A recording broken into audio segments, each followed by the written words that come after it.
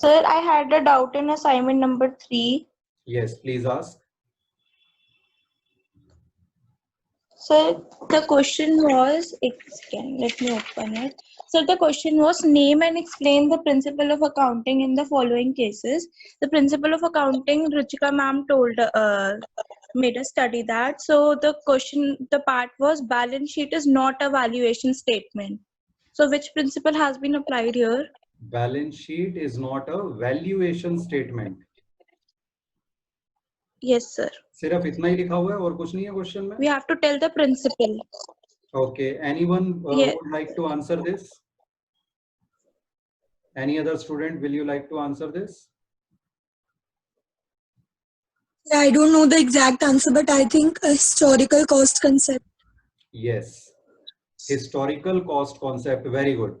Because in balance sheet, we show the various assets at the price we had paid for them. For example, you purchased a building 3 years back for rupees 20 lakh. Present day, its value may have increased because of increase in property prices. It may have increased to 40 lakhs, but we still show it at 20 lakhs only. So that is why this historical cost principle applies over here. Clear? Yes, sir. Any other doubt? No, sir. Okay. So now we continue with our discussion. Next topic is source documents. Source documents are also called supporting vouchers. What are they called? Supporting vouchers. Supporting vouchers. The first one is under this. ये होते क्या है basically? जो documents proof होते हैं किसी transaction का. Whenever a transaction takes place, some document is prepared as a proof of that transaction. उन documents को हम कहते हैं source documents. For example, whenever you buy anything by paying cash from anywhere, you get a document from the seller which is called cash memo. क्या कहते हैं? Cash memo. Yes. So cash memo is prepared when goods or services are sold and the amount is received immediately. It contains name of the seller, name of the customer, description of the goods or services sold, quantity, rate, amount, discount if any, and the net amount, and tax also if any tax is levied. Clear? आपने notice किया है कभी कोई चीज cash में खरीदी है तो वो आपको एक पर्ची मिलती है, एक स्लिप मिलती है, उस पे लिखा होता है कैश मेमो. सर जो बिल मिलता है वही होता है. हाँ, कॉमनली हम उसे बिल क्या देते हैं. In general language we call it a bill, लेकिन टेक्निकली थोड़ा सा डिफरेंस होता है कैश मेमो में और बिल में. वो अभी हम डिस्कस करेंगे. ठीक है. अगली बार जब भी कोई चीज कैश में खरीदो आप देखना उसके ऊपर जनरली कैश मेमो लिखा होगा, बिल नहीं. ठीक है. क्या डिफरेंस होता है? सर यहाँ पे कैश का मतलब सिर्फ कैश है या फिर हम चेक वेक से खरीद के भी वो कर सकते हैं, मतलब जैसे बैंक या net banking types? Very good question. Payment made by any mode. Cash memo will be prepared when payment has been made by any mode. चाहे वो आपने कैश पे किया है, चाहे आपने बैंक के थ्रू पेमेंट की है, ऑनलाइन वॉलेट के थ्रू या डेबिट कार्ड के थ्रू, व्हाटएवर मींस, अगर पेमेंट हो गई है तो कैश मेमो बनेगा. ठीक है. Okay sir. तो जब भी हम कहते हैं कैश इन जनरल टर्म्स तो उसमें बैंक वाले अमाउंट भी इंक्लूड हो जाते हैं. अच्छा, बिल से कैसे डिफरेंट है ये अभी समझ में आएगा जब हम सेकंड पॉइंट डिस्कस करेंगे, invoice and bill. Invoice and bill. It is prepared when goods or services are sold on credit basis. Which basis? Credit. Credit basis. Credit basis का मतलब उधार. जब हम कोई चीज उधार पर बेचते हैं तो हम उसे कैश मेमो तो नहीं दे सकते क्योंकि हमें अमाउंट अभी मिला ही नहीं है. तब हम डॉक्यूमेंट के ऊपर हेडिंग लिखेंगे इनवॉइस या फिर बिल. ठीक है. आपने अगर कभी गाड़ी सर्विसिंग के लिए देने गए हो पेरेंट्स के साथ? No sir. नो. जब हम ओके मैं बताता हूं, जब हम कार या बाइक, स्कूटर, कुछ भी व्हीकल सर्विस के लिए देने जाते हैं तो वो हमें एक डॉक्यूमेंट देते हैं उस पे लिखा होता है इनवॉइस। क्यों? क्योंकि अभी हमने पेमेंट तो की नहीं है, सर्विस के बाद पेमेंट करेंगे। उसमें डिटेल्स लिखी होती हैं कि ये काम होना है आपके व्हीकल पे, इतने इतने चार्जेस हैं इन चीजों के, तो एस्टिमेट दिया होता है उन्होंने कि एस्टिमेटेड बिल आपका ये बनेगा, ठीक है, विच में very somewhat in terms of final bill. जब हम फाइनल पेमेंट कर देते हैं शाम को, तब जब हम व्हीकल लेने जाते हैं तब हमें मिलता है उसकी रिसीट मिल जाती है फिर हमें, ठीक है। तो इनवॉइस बिल होता है जब उधार पे कोई चीज बेची गई है। इसी तरह से जब हम उधार पे कोई चीज खरीदते हैं तो हमें जो डॉक्यूमेंट मिलेगा उस पे लिखा होगा इनवॉइस या बिल। इसमें भी डिटेल वही सारी लिखी होती है जो कैश मेमो में होती है। डिफरेंस सिर्फ ये होता है यहाँ पर अभी अमाउंट पे नहीं हुआ है, कैश मेमो तब बनता है जब अमाउंट पे हो चुका है। क्लियर? Yes sir. सर जब हमने पेमेंट कर दी कार सर्विस की तब हमें कैश मेमो मिलेगा? जब पहले, अभी उस पे आते हैं, थर्ड पॉइंट पे पहले डिस्कस करते हैं, समझ में आएगा फिर। Third is receipt. अब रिसीट इफ यू रिमेंबर हमने डिस्कस किया था अकाउंटिंग टर्म्स में, तब मैंने आपको बताया था रिसीट के दो मीनिंग है। First meaning is amount received. Cash receipt और क्रेडिट? नहीं, उस टाइम हमने डिस्कस किया था अमाउंट रिसीव्ड, कोई भी अमाउंट मिला तो वो रिसीट है, ठीक है। लेकिन मैंने आपको ये भी, और जनरली जब हम रिसीट कहते हैं तो मतलब वही होता है अमाउंट रिसीव्ड, लेकिन एक और मतलब मैंने आपको बताया था रिसीट का होता है जब भी हमें कोई अमाउंट मिलता है कहीं से, जब हम गुड या सर्विस बेच नहीं रहे हैं फिर भी हमें कोई अमाउंट मिल रहा है।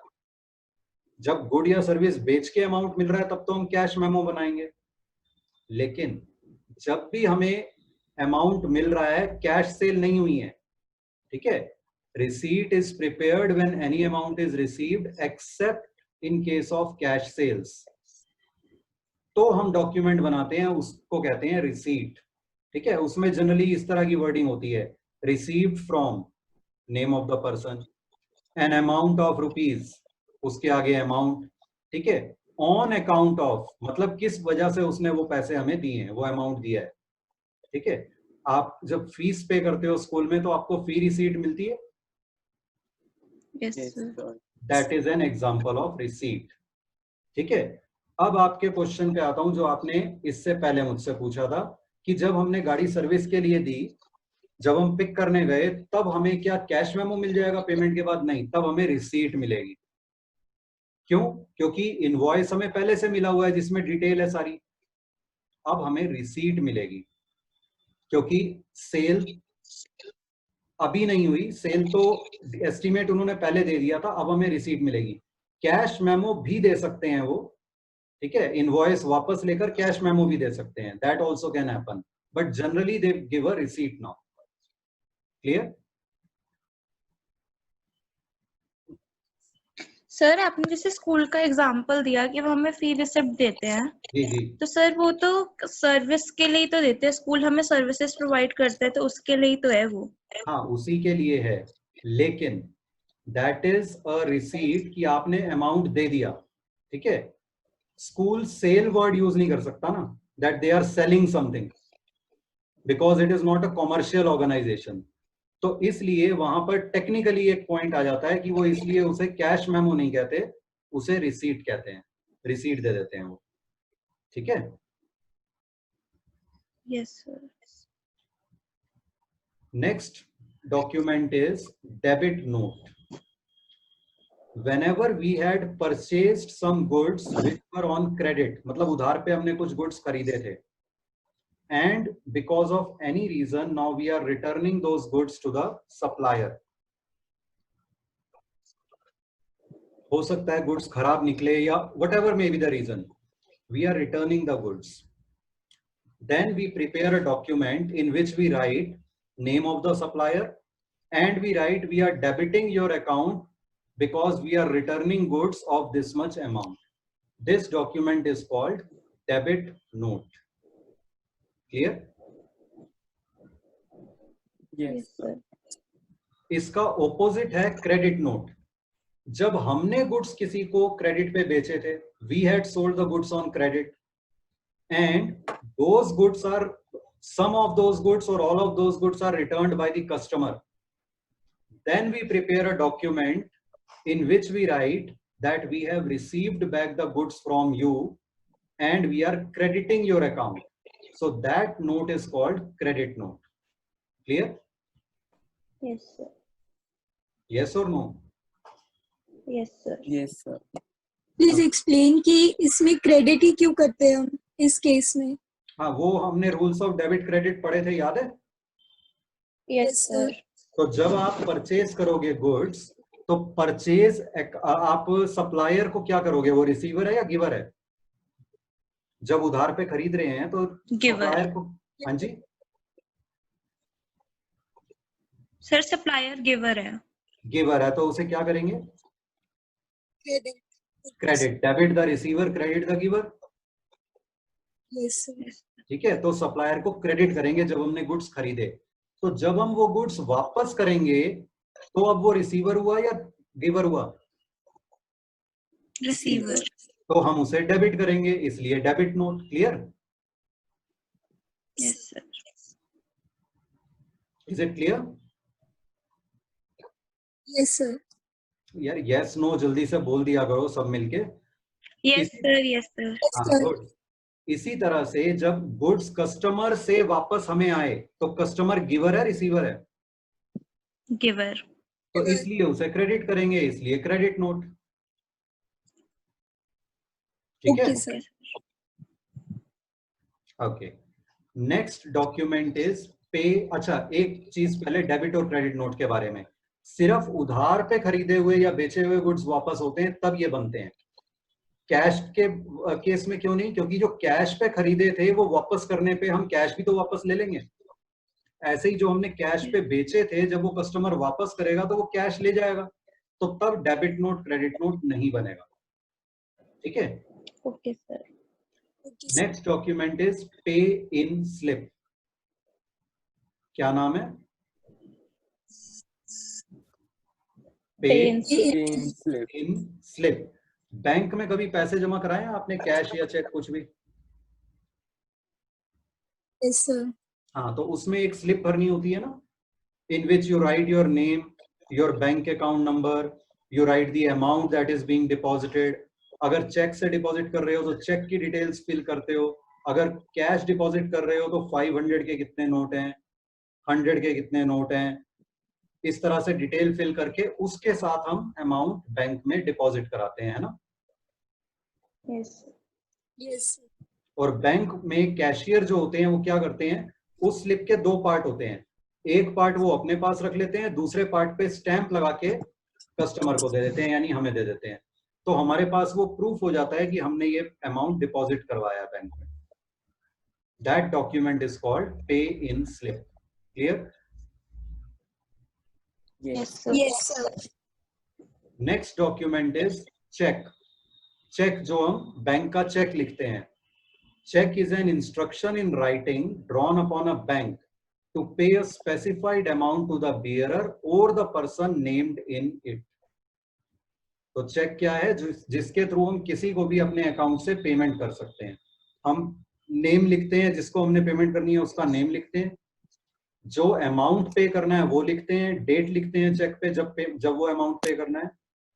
और फर्दर सेफ्टी के लिए हम क्या करते हैं, चेक के सपोज ये आपका चेक है, तो इसके लेफ्ट टॉप पे हम दो लाइंस, डायगोनल लाइंस ड्रॉ कर देते हैं. उससे क्या हो जाता है, अकाउंट पेई मींस उस चेक का अमाउंट सिर्फ हमारे बैंक अकाउंट से, जिसको हमने चेक दिया है उसके अकाउंट में ही जाएगा. कैश नहीं निकलवा सकता वो हमारे अकाउंट से. अगर हम वो लाइंस ड्रॉ नहीं करें या अकाउंट पेई ना लिखें चेक पे, then that person can withdraw cash from our bank on the basis of that check also. Is it clear? Yes Yes, sir. sir.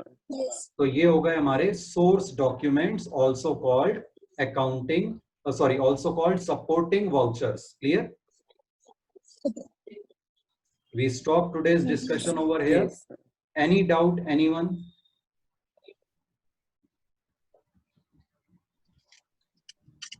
Yes, Romil, you have any doubt? No, sir. Okay, your hand was raised. Any other student having any doubt can click on raise hand now. Those who are mute, even those can click on raise hand. I'll unmute you and you can ask your doubt if any. No? Okay. Thank you then. Thank you. Thank you, Thank sir. you, sir. Thank you, sir.